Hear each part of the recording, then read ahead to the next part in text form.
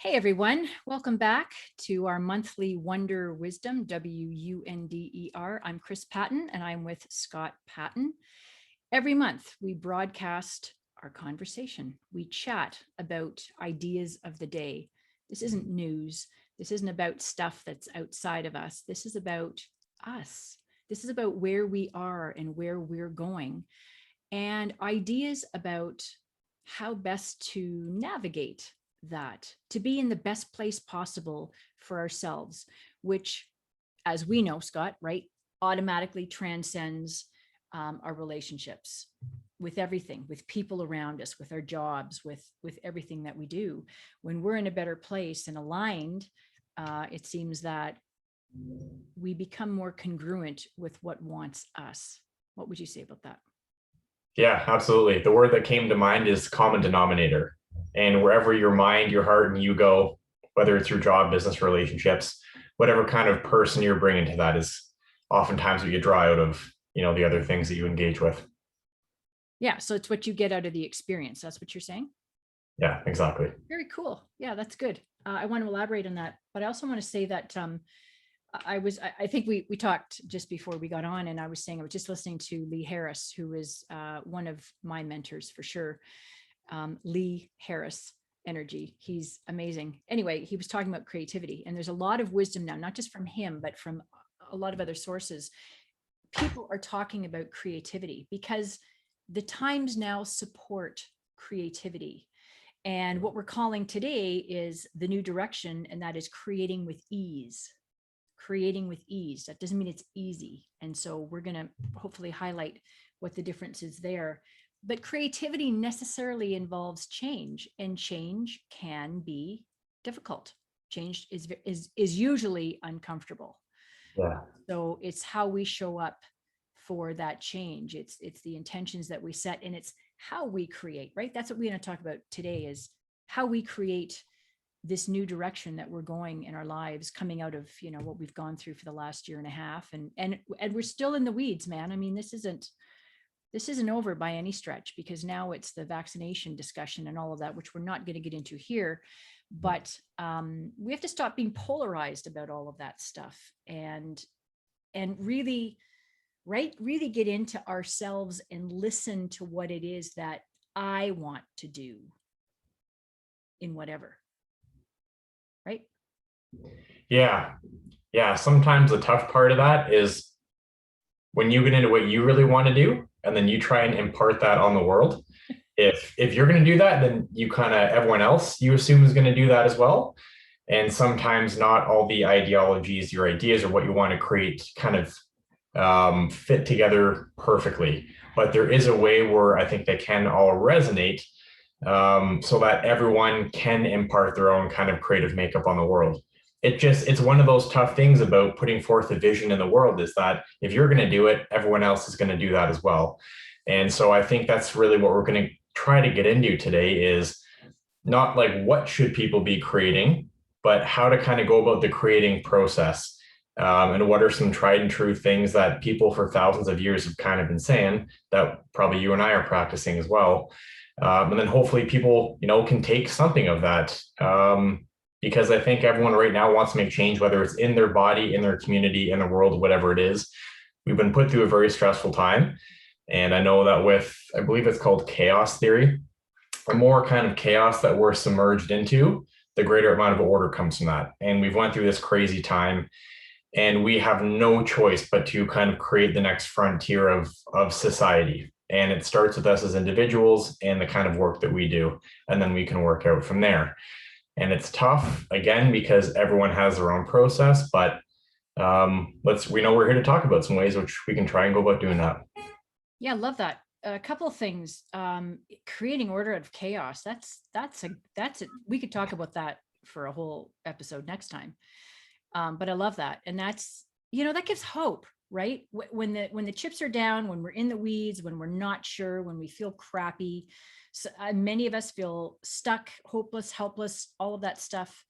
To know that there's hope, to know that there's a reason, and it's akin to remodeling a home, right? You're going to Yeah. go through that crappy tear down time where Yeah. It's all torn apart and there's drywall dust everywhere and it doesn't look like anything except a raw construction site. And we went through this, right? You went through this growing up. And Yeah. then you can't even imagine what it's going to look like. And then it slowly comes together. You know, the Yeah. flooring goes in, the walls and the painting and the cupboards and all that stuff. And then Yeah. you're like, oh, right. That's why we had to go through months and months and months of, oh my God, what is this? To get Yeah. the beautiful home that you want. And this is exactly the same thing, right? This is the struggle. This is the, what the hell is this? Who am I? What am I going to do now? You know, thinking about money and work and who we are and wanting to be happy and all of that, it provides hope. So I love that you said that. That's Yeah. It's contrast is the word which is coming to mind, and everyone kind of is going to have a different word for it, but it's that idea of when you're shown what you really don't want, it really helps to highlight the uncomfortableness with that, and then from that, the creation of what you do want, you know. And so it's, you know, essentially when you're in the, some people who are remodeling their home oftentimes choose to remodel their home. They don't have a big rock dropped on their house and go, hey, it looks like you got to remodel this now. But it feels like in society, we have this rock dropped on our home and it's like, hey, if you want somewhere to live that's habitable, good luck creating it. And so it's just, you know, neither here nor there. It's where we find ourselves. And so, you know, what are we going to do? It's that big. It is what it is. And people hate that. Yes, it is what it is. So let's go. Where are we going? You know what? I love the idea about fractals. And that is when you see like a concept that's tied to reality, it kind of shows up everywhere. So in that very idea, when you're remodeling a home, you got to tear it down before you build up the new, more beautiful one. Same thing with exercise. You got to break down the body, it rebuilds stronger. Right. You know, when you restructure a business, you got to kind of break it down and then you rebuild it again. The same thing happens in our world, in everything that's living. One of the most fascinating things about great extinction events is after every great extinction event, there follows a huge birth of new life, and it always comes back even more than it was before the extinction. So there seems to be this kind of pattern. You know what? I'll even include this, and I'm kind of stepping outside my bounds because I don't quite know it. But is it Kali? Is the goddess, or who's the goddess of destruction? Kali, Kali. And then there's also there's the opposing or counterbalancing force to that. Who and what is that god, if you're familiar with it? Oh, yeah. The Kali Yuga is the destruction. Well, is it Might be Shiva. Shiva? But that's Shiva Shakti. But Shiva's the creator. Shiva and Shakti are is like the mother energy, the creative, out of the womb from nothing comes. So yes. right, okay, right. So there you go. And it's even, and thank you for picking, for picking up on that. But essentially it's the same thing, found in that. Yeah, it's the creation and then the destruction, which leads to kind of more creation. So it's just this concept, which is unfortunate because when you're going through the destruction, it's incredibly comfortable. It sucks, but the hopeful part of that is that afterwards you can count on the fact that there will be something better. It's just understanding that it's part of the process, and that in order for us to actually move forward as society, we won't necessarily apply the same level of thinking or care if it's business as usual. Unless things get crazy enough, you're not really going to hop in and give your full effort. But for better or for worse, again, we've had that kind of boulder dropped on our home, our society, our economy, our health, everything like that. And so it sucks, but it also means we get the opportunity to redefine and therefore recreate something which is better than we had before. Beautiful. Yeah. With all change. And we know that life is about change. You can't avoid it. You can't, you will not be in the same place you were a year ago or 2 years ago. Even if you're still depressed or unhappy, it's going to be a different experience because life is about change. There's a quote, no man ever steps in the same river twice, for it is not the same man and is not the same river. And it's that exact idea. In fact, if you talk to any chemist or anyone who knows something about science, everything, the fundamental atoms, molecules, everything in our world is always moving. And it's really hard to actually hold something still in our reality. And then eventually it still wants to kind of move away. So the idea of change is there is only ever movement. That's really it. And we can hold things steady for a little while, but then the flow and the river of life kind of takes it away. Yeah, I love that. That's beautiful. So essentially what we're saying is every time there is death and rebirth, there is death and rebirth. The old must die to make it's the phoenix rising from the ashes. I think we've used that a couple of times. Is or the the caterpillar in the chrysalis, where the entire body melts down into something, and is recreated in the butterfly. Yeah. The cool thing is the DNA is the same. It goes from a caterpillar to a butterfly. It must be a painful process, because our process sure has been worldwide. And I know personally, in the transformations that I've made in my life have been painful. And one of the things that, one of the blocks to creativity and change that I found is judgment. And that is, we stay stuck by saying, this is wrong. This shouldn't be happening. I don't like this. I don't like you for this. I don't like me for this. It's that judgment that we impose on the change process. And again, that's a creation of the mind, not where we need to go, right? This might sound silly, but the toughest obstacle for me was judgment of the judgment. So Yeah. what I mean by that is I would have these, feelings come up, and then I'm going to go, ooh, that's not right. I shouldn't have those feelings toward that or toward that person or them. And so I would kind of suppress them. And then the feeling would come up and go, it would feel like a judgment feeling. And clearly it's something I'm harboring because it's coming from somewhere. And I would go, ooh, I'm not that person. That's the kind of small mind. So I'm just going to shove that back down because I'm not that guy. And so it's judgment. And then it's, oh no, I am a person that judges, even though that really means a human being. And so kind of really accepting the humanity and being a human. And that is, yes, there is judgment, but when that comes up, it's not something that I need to fight or suppress. Just kind of let it run through me, learn the lesson, and then I don't have to kind of return to that. Yeah. Well, and that's happening all over the place. I don't know about you, but I've been experiencing myself and with other people is there's a lot of anger. And so this is part of the process, is digging up. For example, if you've got a house with, say, black mold, you can't just you can't just paint over that garbage. You got to get that out of there, right? So kind of apply that to our psyches, where we've pushed down our whole lives just to meet the demands of our day. We've pushed our emotions down because in the moment we've said, I can't deal with this. I've got to raise my kids. I've got to go to work. I've got to apply myself to something. And so as within, so without, I think this is what we're seeing around us, is all of these repressed shadows and emotions and just this awful junk that we've decided we couldn't deal with in the moment. It's coming up en masse. I mean, it's come up for me, and the question is, so there's a fire that many of us are feeling. And that fire is often called anger. And I know for women particularly, we've been told that anger is not good, especially for girls, right? Just be nice and everything will be okay.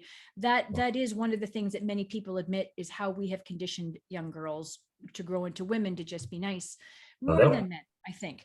Fair enough. But I guess what I'm trying to say is the question becomes, is this a release of something, which is good, depending, you can't go around and hurt people, but if the release is a healthy, whatever, conversation, maybe go to the gym and run it off in the treadmill, or maybe you have a healthy conversation with somebody or whatever, is it a release or is it a catalyst? And I love that. And that's the Kalima. That's the, is this a catalyst? This is the Sekhmet energy, the warrior goddess from Egyptian times. Societies prayed to her for a good war. and that is to stand up for what's wrong, to stand up and fix, to create what's morally right, I think, in our world today. So, but is either bad? I don't think so. I think it's simply how it's used.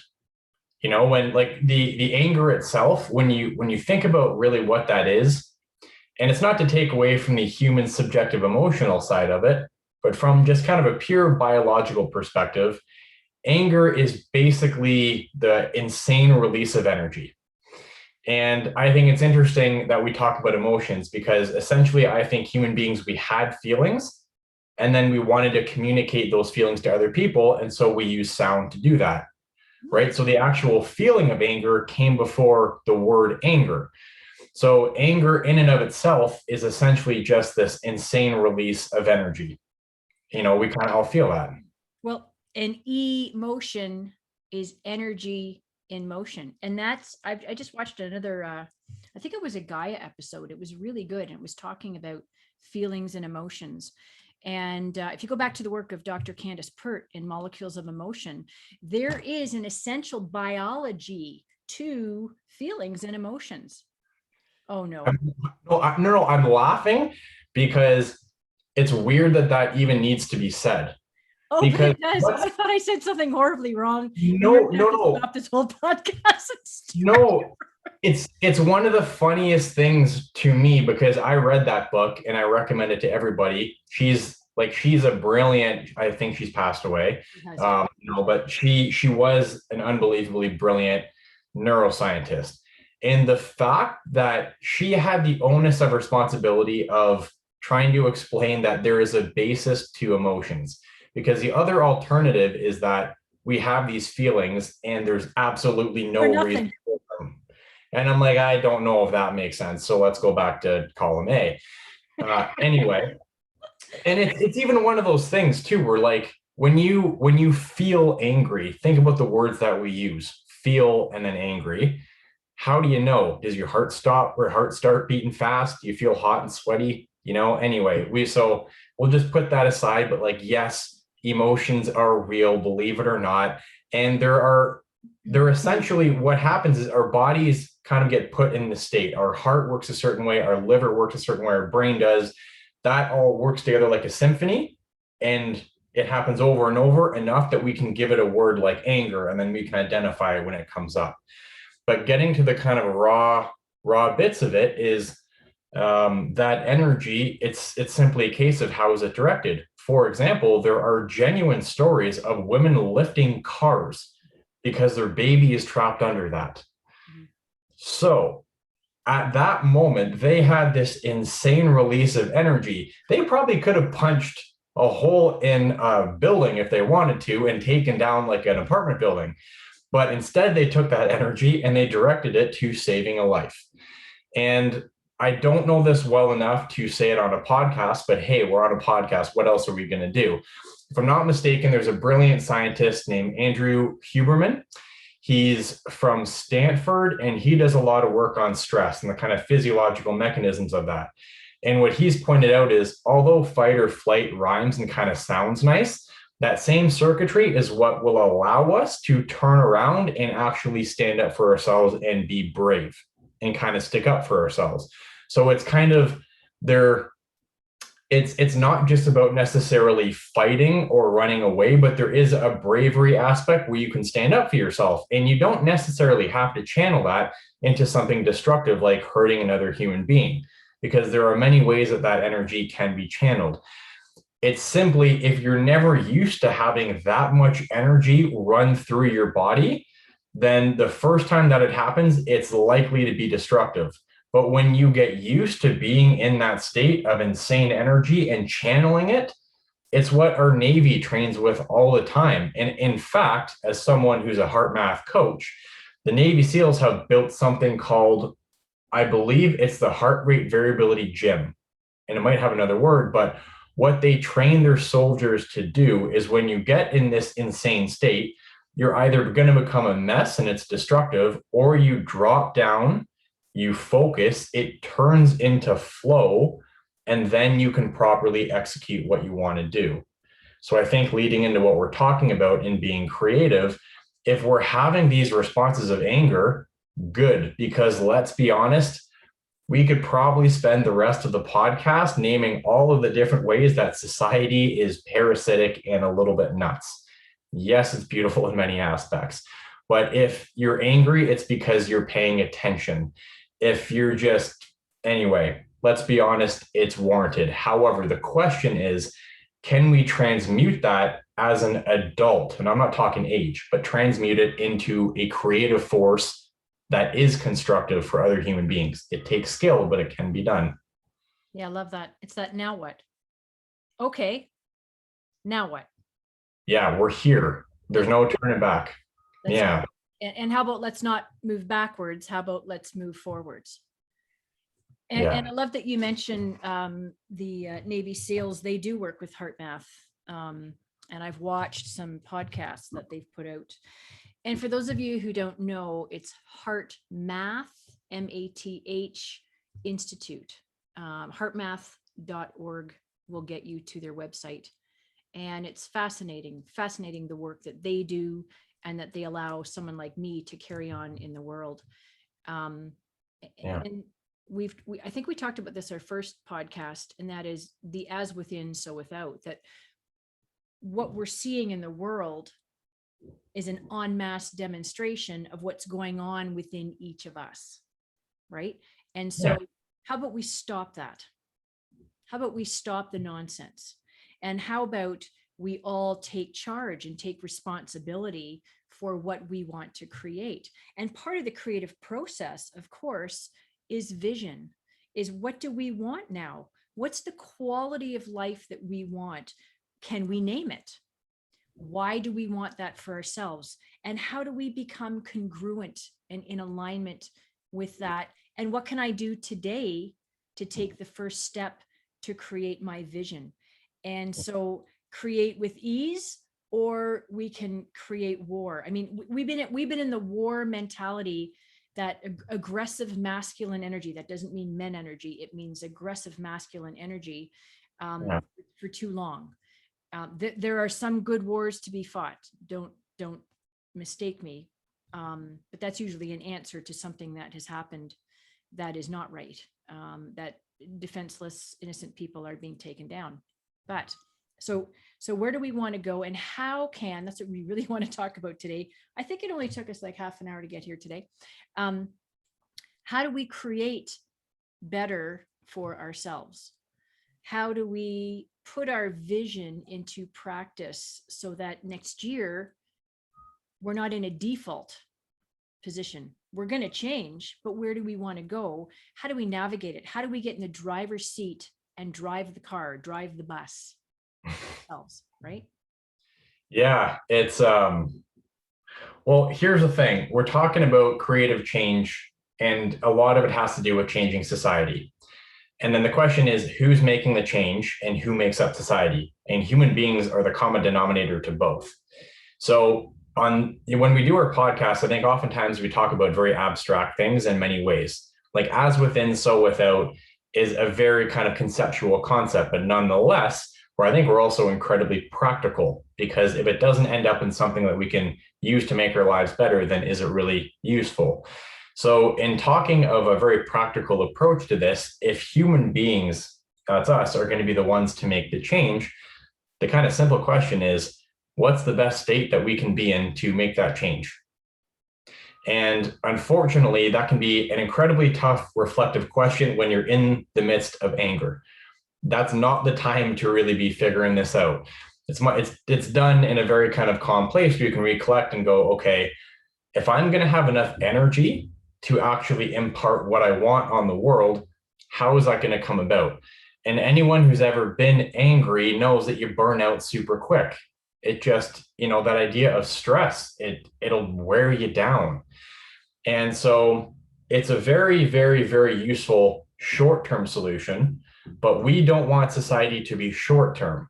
So if we want to be the ones putting forth the change as human beings, and we want it to last, in the idea space, it kind of is, well, what does that look like from a human energetic perspective? And funny enough, as we already covered, that means from an emotional standpoint, what does that look like? What are the emotions that are going to allow us to be smart, effective? And then what are the emotions that allow us to continue that for a long time? It's the quality and the quantity. What's the energy? What's the quality that we're bringing? And then what's the quantity? How long can we keep that up? And I'll finish on this. What I'm seeing right now in the world is when we're looking at like problems that we want to solve, there's such an intense anger about it. Like there's a lot, and there's huge rallies and these trivial Instagram posts, but then it kind of dies out and goes away. So it's more, with all due respect, of a childish release of energy without any effective action. We were given a heart and a brain. And so it's not that we want to subdue the emotions, because that's not good, but we want to understand that we're having an emotional response. But is this about me releasing my emotions and having a fit, or do I actually want to create a society or a world where people can flourish? And if that's the case, it does take an energetic state that allows us to think clearly for a long time. Does that make sense? Yeah, it makes total sense to me anyway. I we all know that when we feel crappy, our body feels crappy, our mind feels crappy. Like it's all related, right? So it is when we're feeling down or angry, upset, when we're off our game, it is very difficult to be positive and joyful and, oh, I want to create this vision where I'm going to heal the world. Well, right. That's just, we can, and you can get better at it. And it is a practice that I coach. That's, flipping the switch and learning when you're in that state of ruminating, that negative loop that goes in your mind. And keeps you in that space, in the same emotions. And as Joe Dispenza would say, the same person every day keeps showing up because your mind and your body and your feelings say that. So it's really, it's important at this point to, first of all, state the intention. I'd like to create positive change. How am I going to do that? Well, it's like you said, it's creating the energetic state whereby you have clarity, you have alignment in your body, that you can have alignment with what you want. And when you feel crappy, do you know what you want? No, you know that you're just feeling crappy. And some days, you just go, well, I'm just going to feel like shit today. And that's okay, because tomorrow I won't. And I've gone through a lot of that too. So but generally speaking, it's okay, I'm going to take charge of this. And so really this is commanding thought, because a lot of the negativity starts in the mind. And it has emotions. Emotions create thought, thought create emotions. And then the body just goes, okay, I guess that's what we're doing right now. Right. So so you can take us down this route right now, because I've been kind of farting around with how to say this, but how do you create a more energetic, strong, balanced, centered, whole state within yourself, consciously, by choice? You don't wait for it to happen. That's like waiting for $1 million to land in your wallet. I mean, yeah, that happens sometimes. Apparently happened in Kamloops here in Ontario. Last Lotto Max, there was a bunch of money won. Wasn't me. Yeah. No, Kelowna, not Kamloops. Figure it out, people. Hey, Yeah, how do we go about creating that state that ultimately is more attractive and will attract better things to us in our lives? it's perfect that you brought up the lottery, because I think the statistic is like 80% of lottery winners are broke within 5 years. They're not used to the energy, money. It gets as an insane amount is dumped on them, and then they're depleted a short term after. Doesn't that kind of sound like anger? So I wanted to kind of pull it in, because it's funny that you brought that up. I just heard a quote: "Provide the person the key, don't open the door." And so it's not right for me or you or anybody else to tell you or whoever's listening what is your best state to think in, because it's different for everybody else. True. I know, from this, I got a lot of practice being a goalie. I couldn't play when I was angry, and I couldn't play when I was happy and excited. I had to be calm and focused. It's a relaxed focus, kind of a mindful idea. Now that's what works for me. So I think the first thing is everyone has to do their own work to identify what is the state of being that allows you to think clearly and allows you to maintain your energy over a long period of time. So if you think of, again, think of quality and then quantity. So the quality of energy that you're bringing when you are feeling lethargic, that's not a very good quality of energy. And imagine if you were to bring that into the world, you know, imagine the world that would kind of come out of that. Probably not so awesome. However, there are other states of being and other energetic states that you can feel where it's such a good quality. You feel empowered, you feel confident. And it's sometimes it gets lost, the essence in it gets lost when we apply words to it. And that's why you have to do your own work to feel that state and to do whatever it takes to get in there so you remember it. And then you go, ooh, I'm in that state. And then it's the practice of, can you maintain that over a long period of time? And I'll tell you from flow state research, flow state is such a funny thing because it sounds so hippie woo woo, but flow is the actual scientific term that was put forward by I hope I'm wrong. Energy or something. Yeah, it's like Mihai. I think it's Mihai Csikszentmihalyi. It's an all-time name, and I hope I got it right. But anyway, he put forward that name of flow, and it stuck because it's that literal feeling of flow. It's not force, it's flow. And so the idea of flow is once you get in that, you kind of crash afterwards, but you have to get right back in that. And then you can stay and you can train your ability to stay in that flow for longer periods of time. Can I just interject there? And you're in the flow, and I don't want to stop it. No. You know, it's understanding the difference between force and flow. Yeah. Force is something that starts here and we create it. But we have limits. We have limits, right? And I like to say this to some of my clients about it. You know, resilience is not about force. This is not about getting out of your body and using your will and your determination and throwing your fire at something, because we know, are you going to have legs in the third period? Right. No. So yeah, it doesn't last. But flow is not necessarily of us. When you think of flow, so force starts here, gets pushed out. Maybe that's one way of thinking about it, if this helps. And flow is the other thing that comes in and it keeps running, and you're basically allowing and you're opening to that state. And that for some reason is difficult for people to grasp. It's cool, of course, because it's the ultimate human state. And I'm not, again, it might sound a little woo-woo as we talk about this, but these are the exact same words that the directors of the Flow Genome Project, who work with the Navy SEALs and the math scientists and Silicon Valley, it's because, again, sometimes the essence of the feeling gets lost in the words. So the only thing which you have to revert to are kind of cheesy words like, flow and getting out of your own way. But when you're in that state, what happens is literally divine inspiration. And that's measurable because all the stories are people getting in that flow, and then they do things that they've never done before, and they unlock a new part of themselves, and then they get out of it and they go, oh my goodness. You can look up a YouTube video of Tiger Woods saying, I black out on the golf course for 10 minutes at a time.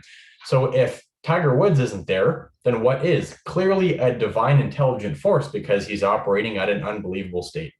Yeah, he said, I've learned to get out of my own way and allow my training to take over. And he says most of his, I don't know about most, on many of his golf shots, that's when he goes unconscious. He doesn't even remember hitting the ball. But I mean, that kid, he was 2 when his dad was training him, and his dad was Army or Navy. And I remember he used to go up behind, there was a story, I think Tiger was 6 and Tiger would be driving balls. Imagine your 6-year-old driving balls, and his dad would stand behind him and clang garbage can lids to take him off his game. And he learned to not allow that to happen. That's what I understand the story to be. And Yeah. that was definitely, as far as I saw, one of the secrets to his game. Now, if he can do that, I mean, we can all develop that capability. Keep your Yeah. eye on the ball. And but it takes time. And this isn't something that's going to develop overnight. Rome wasn't built in a day. This is, if you want to lose 30 pounds, not going to happen in a week. And if it does, I think you have a problem. You know, athletes become the Ferraris that they are in their bodies after years of very careful nutrition, very, very careful exercise, recovery, mobility, all of that stuff, right? This is a work in progress for all of us. And so, but there's the hope. And if you don't start now, guess what? Yeah. So, right. Yeah. And it takes practice. And again, it takes individual practice of how you get in that state. And so there's no doubt that flow is the ultimate state of performance that's measurable. You got to prove it to yourself, but it takes your own individual learning and commitment to it, to how do I get in there? And then how do I maintain it? Absolutely. And there's no one size fits all in any of this. But no, the trick is, and sorry to interrupt you again, but the trick is to maintain the avenue of communication within yourself. So it's learning to listen to your intuition. Can you hear? Can you hear what you are saying to you? Can you hear when you're screaming at you? Can you hear your cells speaking to you? Don't eat that, please. Please don't. Oh, that kind of thing. You know, what are you saying to you? And I think that's the key, is follow your own guidance. yeah. How does it feel? How does it feel when somebody says you should do this? Well, first of all, nobody likes to hear should, but what if that, you know, an idea is put to you? Consider this for you. Try it on like you would a dress in the store. Well, you wouldn't try a dress on, or maybe, I don't know, Scott, I don't know what's going on. I'm just kidding. But you know, try the clothes on before you leave the store. Well, that's why, right? So you got to try ideas on. And sometimes you have to downright do them. You have to take a step to find out, well, maybe it does not so much that, right? Or that wasn't quite it, but if I tweak a little bit, that feels better. Life is rewarding me now. How do I know? It's becoming more effortless. Life is rewarding me. And that's what we mean, right? When we're saying get into the flow, get into alignment within yourself, because then it's more of the effortless creation and knowing that you are on the right path, your passion, your purpose, all of that stuff. Yeah. So to kind of tie all that back in, we started off talking about, you know, how do we create effective action, right? And so what essentially, if I can encapsulate what you just said, is learn to listen to yourself. Yep. And then when you learn to listen to yourself, you learn to understand what the signals from yourself mean. Right. And that might sound a little bit weird, but sometimes you get a signal, you listen to it, you try it out, you do it again over and over, and then you start to pattern match and go, ooh, when I do these things, when I think these thoughts, when I feel these way, I get these results. I'm starting to see a pattern here. And then you can kind of create your own template to getting in that flow. Now, there's a story.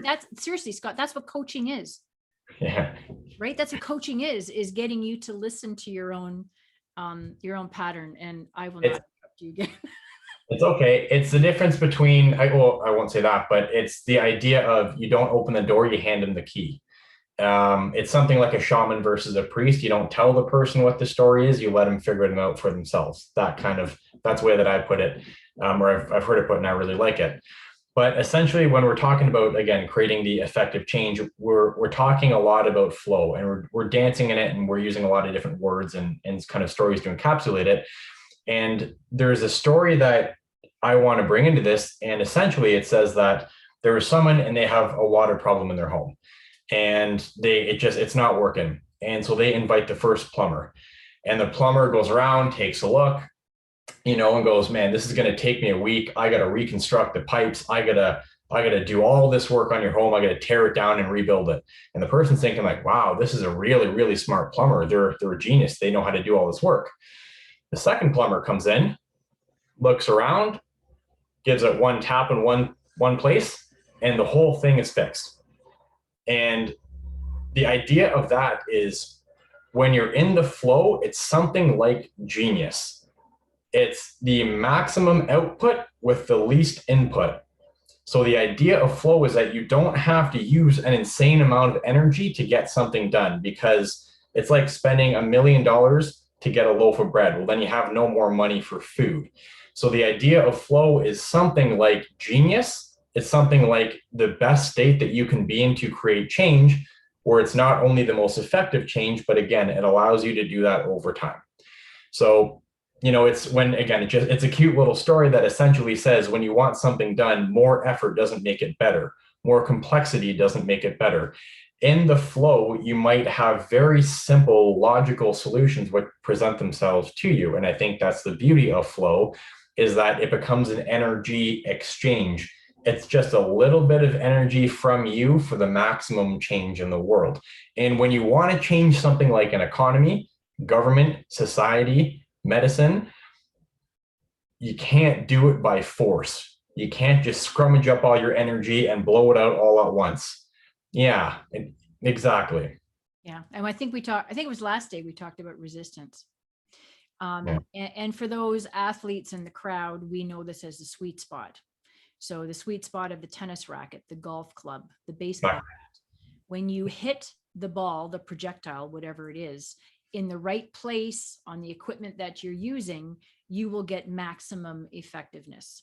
On the golf course, you got a great club, a big sweet spot, you hit it right there, your ball is going, 200-300 yards. Not mine, but yeah. And it's funny. And as a golfer, one of the things I do, I feel that, and you golf too. So when you hit that ball sweet, yeah, you don't hurt yourself. You feel good in your body. It's not like you've hit the ground. It's not like you've whacked something and it reverberates up your arm. We do that once in a while, right? You do hit the ground and it's that reverberation up your arm into your shoulder. It's like, oh God, that doesn't feel good. But you've hit the ball nicely. There's a nice ping. There's a nice sound. And it's sweet. It's just, we know this, right? We know this. Everyone who's played any sport knows that's really what we're talking about, right? And the projectile is the vision. Exactly. Yeah. Or we could even, it's akin to, drawing back the arrow is, the combination of thought, the combination of emotion, is like how you knock your arrow and how you draw the bow back and how you release it. It'll show up. And I've said that more for the result. It'll show up in the bullseye, right? In the middle, when you've got that figured out, when we've got that sweet spot, how to release the arrow. So exactly. It's not like it's the person who pulls the bow back the hardest is going to have the best, is going to hit the target. It's not the person who swings the club the hardest. I think it perhaps makes sense to qualify this. The reason that we're talking about this is that to truly have effective action, to truly be effective in our undertaking, it is really difficult not to just succumb to our emotions and want to just splurge out into the world. Like that's oftentimes it's a childish response because the ability hasn't yet developed in how to create effective change in the world. So that's very messy. I'll clean it up. Essentially what I'm saying is, I think not talking in chronological age, but in terms of maturity, the idea of growing up psychologically means that if you want to create change in the world because you are angry about something, the question comes how to do it. And so we've talked about the idea of getting into the flow so that you can create effective change. It's genius and it can last a long time. And again, it takes a little bit of self-development and a little bit of practice on how to get in that state. But once you learn how to do it, you'll start to amaze yourself with the results that you create. There's two stories that I want to bring up here. One is Gandhi. He referred to it as truth power. And that is when you are quote unquote in truth. And I know that's an incredibly abstract thing to say, but when you are in truth, there is a natural power to that.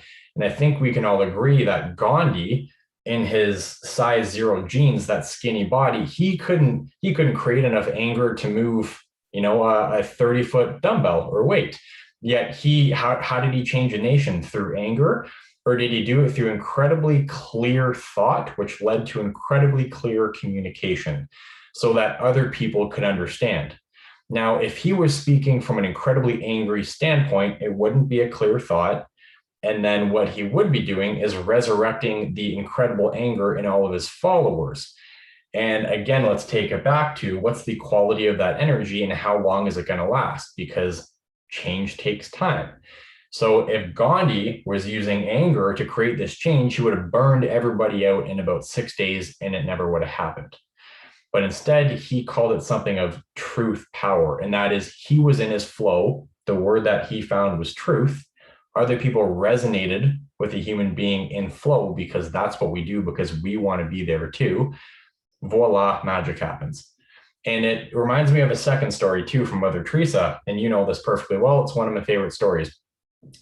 And I don't quite know the context of it, but essentially, to sum it up, she was asked, hey, will you join us in a march against war? And she said, no.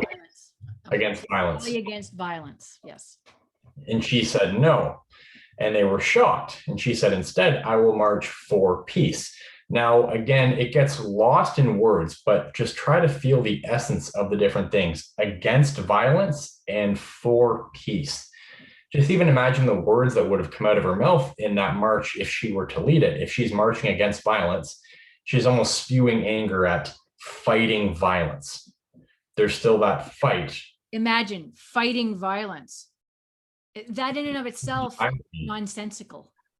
It's nonsensical. And now it doesn't just have to be violence. Let's apply that to some of our issues today. And I don't necessarily want to bring them up because they can be very touchy and they can be tough. But nonetheless, the idea of like, we're going to fight this thing to the death, and that's the way that we're going to change it.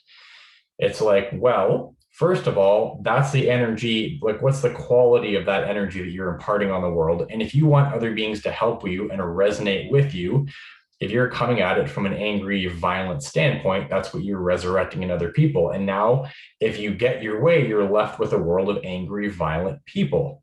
And again, this might seem almost blasphemous because you're like, you might be sitting there going, but there are horrible issues in the world and there are really bad actors. And there's absolutely no denying that. The question is, in the society or world that you want to build, what are the people like? And if you're going to be the leader in that change, what do you have to resurrect in other people for us to get to that society? And will or can you do that with anger, with violence? Because again, then you're just left with a group full of angry and violent people. And that might all seem a little bit abstract, but let's say you're a leader in a city, and I'm just going to use a silly story because I don't want to get into exact examples. But let's say you're a leader in your city or in our city, and you're stealing everybody's apples. I don't know. And so I want to make a change, and I am disgusted with it. It's gone on for a long time. I can't stand it. People are starving, and you have all the apples, and it's terrible. What I can do is I can get extremely angry about that naturally because people are starving. I can resurrect that anger in other people. And then if we take you down and we're successful, then what? Then everybody's angry and everybody is in the mode of let's kill and take down that which is wrong. And essentially that's going to dwindle away into a society which is just killing and taking down all the wrong.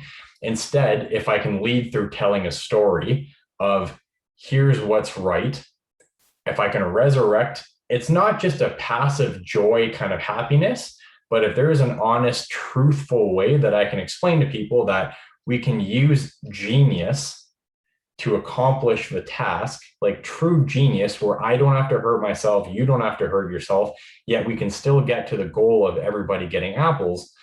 Then essentially, if we are successful, we're left with a world where we've trained people into genius. We've trained people into creating solutions with genius, with flow. And then once we get there, we can go, hey, what other problems can we solve? We got tons of energy. We didn't burn ourselves out. And now everybody is in the mode of thinking where you don't have to kill to get things done. You can use flow and genius. It's the word that always pops up in my mind when I think about this. If I'm angry and if I want to break things down, if I want to take my anger on other people, I'm not accessing my genius. Wow. Lots of things there, Scott. That's all great stuff. And I think we've seen in the last year and a half, and we've seen it in life for a long time, as long as each of us has lived.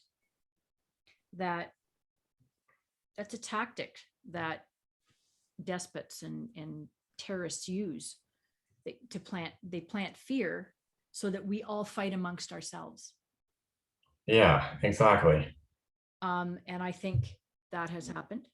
And I think that is what happens. And I'd like to leave us all tonight with the image of rowers, on a quiet, I can see it on a quiet English channel somewhere, river, the boats that swish by almost in silence, other than hearing the is it the coxswain?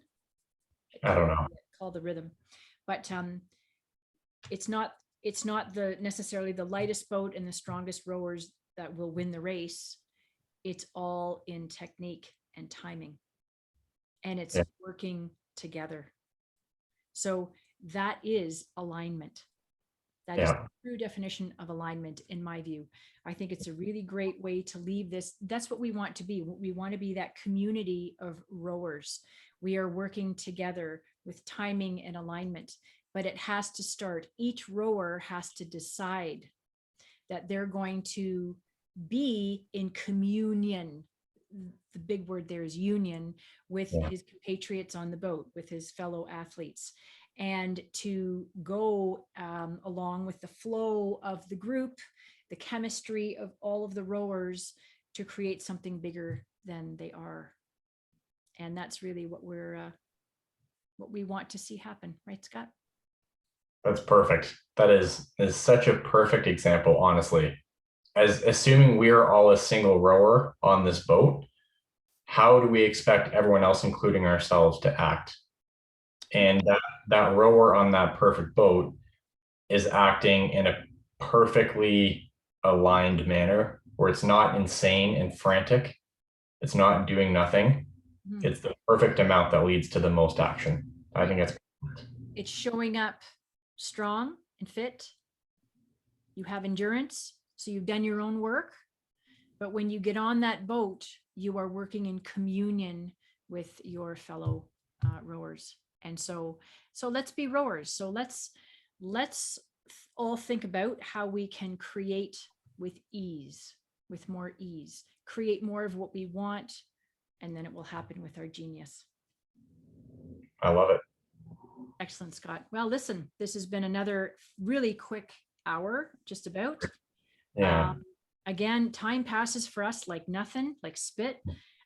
This has been awesome. I've enjoyed talking to you and exchanging ideas. And definitely, if any of you listening have ideas to add, or a topic you'd like to hear us discuss, you can let me know, chris@powerwithin.ca.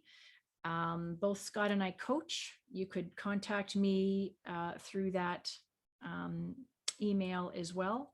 And we really appreciate the time that you've given up to be with us. So thank you for listening. We love you. We appreciate you. And we would, as we aligned, Scott, you and I align, we would like to align with more of you. So have a great day. Thanks for being here, everybody, and have a great month. Thanks, everyone. All the best.